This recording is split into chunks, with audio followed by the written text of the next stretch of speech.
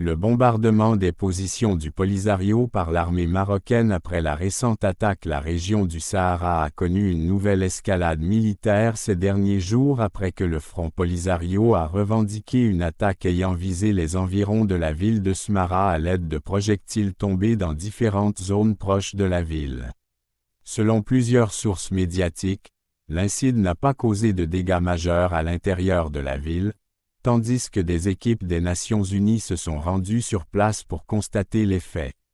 En réaction, des médias marocains ont rapporté que les forces armées royales marocaines ont localisé la zone d'où les projectiles avaient été tirés dans la zone tampon, avant de mener une frappe à l'aide d'un drone contre des véhicules appartenant à des éléments du Polisario près de la frontière mauritanienne. Les mêmes sources ont indiqué que plusieurs véhicules auraient été détruits lors de cette opération.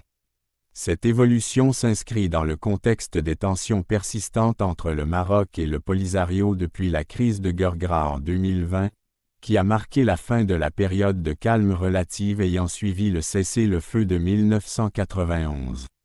Depuis lors, les deux parties échangent régulièrement des déclarations concernant des opérations militaires menées le long du mur de défense et dans les zones avoisinantes. Les observateurs estiment que cette nouvelle escalade comporte à la fois des dimensions militaires et politiques, alors que le débat international sur l'avenir du conflit du Sahara occidental se poursuit. Le Maroc continue de défendre son initiative d'autonomie, tandis que le Polisario maintient sa revendication du droit à l'autodétermination, ce qui rend encore difficile la recherche d'une solution définitive au conflit. Conclusion.